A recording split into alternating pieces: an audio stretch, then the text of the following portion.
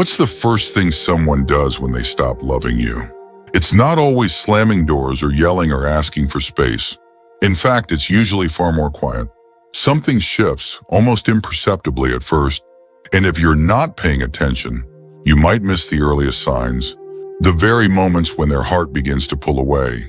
While the words and routines stay exactly the same, this video is not about drama, not about accusations, and certainly not about guessing games. It's about clarity. Because when love fades, it often leaves a trail.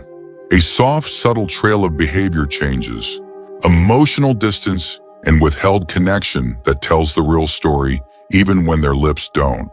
In this video, we're going to walk through 5 signs, subtle, but deeply telling, that often appear first when someone no longer loves you. These aren't wild guesses. They're based on real emotional patterns seen in long-term relationships, marriages, and close partnerships. By the end of this video, you'll have a clearer sense of what's real, what matters, and what your next step might be. Stay until the end, because one of these signs, one that often goes unnoticed, could shift how you view your relationship entirely. You deserve honesty, not just from others, but also from yourself. So let's take a closer look at how love, when it starts to leave, almost always knocks in the same quiet ways first. Sign 1, loss of curiosity. One of the first and quietest signs that someone no longer loves you is that they stop being curious about your world. Not long ago, they might have asked how your doctor's appointment went, what your grandkids are up to, or how you've been sleeping lately. But now they barely lift their eyes when you speak. They don't ask follow-up questions. They don't seem interested in the little stories that make up your day. That change isn't just about distraction or being busy. It's about emotional disconnection. Let me tell you about Edna and Paul, married for nearly 40 years. Edna used to tell Paul everything, how the roses were finally blooming again, what the neighbor's dog had done, how her book club was getting heated over a mystery novel. Paul used to listen. He'd laugh, nod, throw in a comment here or there. But somewhere along the line, that stopped. She'd start a story, and he'd barely look up from the television. He'd answer with a grunt or not at all. Edna felt it before she could name it, this heavy quiet between them. It wasn't just a lack of words. It was the absence of interest. When someone loves you, they lean into your world. They want to understand you, even in the smallest things. They remember your appointments. They care about what upsets you this morning. When that caring fades, they start to emotionally check out. And it doesn't usually come with anger.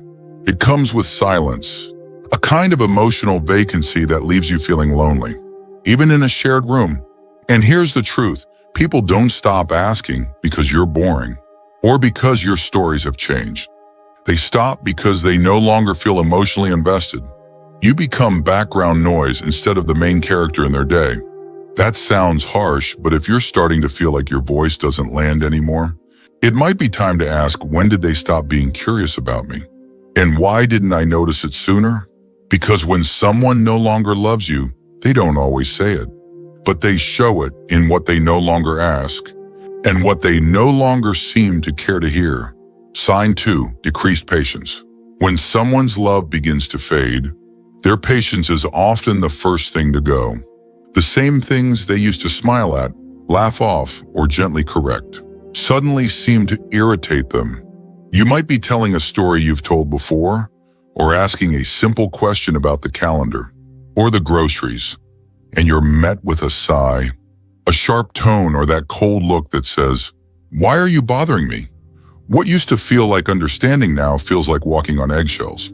Take a moment and think about someone like Helen, 76 years old, who had always been a little forgetful. Her husband Richard used to tease her kindly about it. He'd help her find her glasses, or remind her for the 5th time where she left her phone. It was part of their rhythm. But then it shifted. Suddenly Richard was snapping at her. He'd mutter under his breath or roll his eyes. One day, when she asked for help logging into her online banking, he just said, "You need to figure it out yourself." Helen didn't forget that moment. Not because it was dramatic, but because it was so different from how he used to be. When someone is in love, they offer grace. They know your quirks, your habits, your weak spots, and they navigate them gently. But when love fades, even the smallest requests feel like demands to them. The shift is subtle, but powerful. Where there used to be understanding, there's now resistance.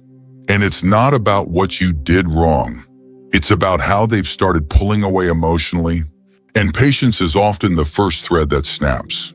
You might start second-guessing yourself. Am I being too needy? Am I asking too much? But the truth is, it's not about needing less, it's about how their willingness to show up for you has changed. They're no longer investing emotionally, and that shows up in the tone of their voice, the way they interrupt, the eye rolls you catch, even the heavy silence that follows a perfectly normal question. Don't ignore that shift. It's not just moodiness or stress. It could be a sign that their heart is no longer where it once was. And if you're constantly feeling like you're a bother instead of a partner, that's something you deserve to acknowledge. If you're still watching this video and finding these insights valuable, please comment number 2 below to let me know you're here. And if you haven't subscribed yet, I recommend you subscribe and turn on the bell so you don't miss any videos. Your support helps us continue creating good content to inform and inspire you. Now, let's move forward. Sign 3, lack of time together. When love begins to disappear, time starts to disappear with it. Not time in the sense of hours or days on a calendar, but the kind of time that feels shared, meaningful, and chosen. You'll notice that they stop making plans with you. Not because they're busy, but because they don't want to. They used to sit beside you during your favorite shows, or join you on the porch in the evening. Now they linger in other rooms. They leave the house more often without asking if you'd like to come. And when they do stay, their body is there, but their attention isn't. Think about someone like Ray, 68, who loved his morning routine with his wife Linda. For years, they'd sip coffee side by side at the kitchen table, talk about the weather, the news, or just sit in silence. It didn't matter what they said, it was about being there. But slowly that changed. Linda started waking up earlier and heading out for long walks alone. The coffee was already made, the table empty. She said she needed time for herself. Ray understood, until it kept happening day after day. He started to feel like a guest in his own marriage. When someone loves you, they carve out time, because time is a form of love. But when that love weakens, so does their desire to be close.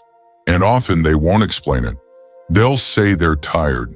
They'll say they have errands. They'll say nothing at all. But the truth is, people make time for what matters to them. And if you keep finding yourself alone, even when they're in the same house, it might not be by accident. They stop inviting you to do small things. They don't ask what your day looks like. They start saying, you go ahead or I'll just stay here. And with each quiet decision, the distance grows. It doesn't take a big fight or a dramatic announcement. All it takes is enough mornings apart, enough dinners where you eat alone, enough nights when they fall asleep with their back turned. If you're feeling left behind in a relationship that once felt shared, don't ignore that feeling. Because when someone no longer loves you, the time they give you isn't reduced, it's removed. And that kind of silence speaks louder than words ever could. Sign 4, emotional withholding. There comes a point, often quietly, when someone stops, letting you in, not just into their day, but into their inner world. You used to hear their worries, their hopes, their thoughts about life or work or family, but now it feels like they're wearing a mask. They answer with surface-level comments. They say things like it's fine or don't worry about it, but you can tell something's different. Something's being kept behind closed doors. And the most unsettling part, you no longer feel like their safe place. Let's talk about someone like Gloria, 71. Her partner Samuel had always been open with her. He'd vent after a long phone call with his brother. He'd talk about his fears when his knee surgery was coming up. He even used to call her his best friend. But over the past year, that changed. When his cousin passed away, Gloria didn't find out until a week later. When she asked why he hadn't told her, he just said, "I didn't want to burden you." But she knew that wasn't the reason. It was easier for him to carry it alone than to invite her in. That shift doesn't happen overnight. But when someone no longer loves you, they start to close the emotional doors. They still talk, yes, but not about what matters, not about what's real. You begin to feel like a roommate instead of a partner. The big decisions get made without you. The thoughts you used to share over dinner now sit quietly in their head. And you don't even know what's missing until you feel the distance growing. People don't just stop talking. They stop trusting you with their truth. And that hurts more than silence. Because it means they no longer see you as the person they turn to when life gets heavy or uncertain. They might still be kind, still do the dishes, still sit beside you in church. But the warmth is gone. The closeness is gone. And when you try to reach for it, when you ask what's wrong or try to connect, they pull back. Not always with anger, but with avoidance. They say, "I'm just tired," or "You wouldn't understand." But what they're really saying is, "I've already turned inward.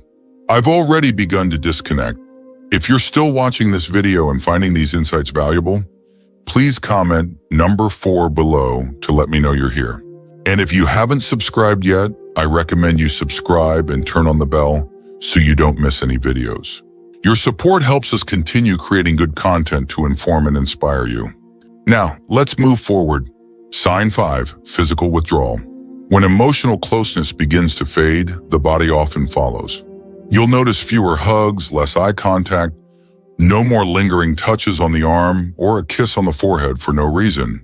Even sitting together on the couch starts to feel like two people sharing space, not connection. Physical closeness for many couples is where unspoken love is kept alive. So when that disappears, it doesn't just feel lonely, it feels like the love has physically stepped back. Think about Martin and Alice, married for 45 years. For most of their lives, they were naturally affectionate, holding hands during walks, rubbing each other's shoulders after a long day. Martin always used to pull Alice in for a quick kiss before bed. But after his retirement, something changed. He became quieter, more distant. He'd turn his back in bed. He'd shrug off her hand when she tried to rest it on his knee while watching television. He stopped initiating any kind of touch, and slowly Alice stopped reaching too. Not because she didn't love him, but because she didn't know where she stood anymore. Physical touch is a kind of language. It says, "I'm here. I care. I still choose you." And when someone no longer loves you, they stop speaking that language. They avoid it. They pull away. They stop reaching for your hand in public. They flinch slightly when you lean in for a kiss. It's subtle, but it cuts deep. And the longer it goes on, the harder it is to bridge that gap. It's not about passion or romance, not always. It's about presence, reassurance, the feeling that even in silence, you're still wanted. When that's gone, it's easy to question everything, to wonder if you've done something wrong. But often it isn't about what you did. It's about how they feel and how they no longer feel drawn to you, emotionally or physically. If you've noticed the warmth leaving the room when they walk in, or if your hugs feel more like polite gestures than genuine connection, it might be time to face what's no longer being said. Because when someone stops loving you, the body knows. And it starts showing you one distance at a time. Final thoughts. Now that you've heard these 5 signs, take a quiet moment to reflect. Maybe one of them stood out. Maybe all of them did. The important thing isn't just recognizing the signs, but recognizing what they mean for you. Because when love begins to fade, we often feel it in our gut before we see it in words or actions. And yet we second guess ourselves. We minimize. We tell ourselves not to overreact. But the truth is, emotional distance always leaves clues through silence, avoidance, and a shrinking sense of being known. If you've felt that shift, if you've been wondering whether what you're experiencing is real, it likely is. And you're not imagining things. You're feeling the difference between being chosen and being tolerated. That's not something to ignore. That's something to explore with honesty, courage, and compassion for yourself and for the relationship. None of this means all love is gone or that things can't be repaired. But the first step is always seeing clearly. Because once you recognize the patterns, you can stop blaming yourself. You can stop carrying the weight of one-sided connection. And you can start asking the right questions. Do I feel emotionally safe here? Am I being treated with care? Do I still feel like I matter? Remember, your peace is just as important as anyone else's comfort. And while it may hurt to admit when someone's love is fading, it's far more painful to keep pretending it isn't. You deserve real love. The kind that shows up, leans in, stays curious, and keeps choosing you day after day. Thank you for joining us today. We'd love to hear from you. Leave a comment below and share one thing you learned today and how you plan to use it in your life. Your thoughts are important to us, so don't hesitate to share them. Reading your comments gives us great motivation and encouragement. If you enjoyed this video and found it helpful, please like, subscribe, and share. Your support helps us continue creating good content to inform and inspire you. Thanks for watching, and we look forward to seeing you in the next video.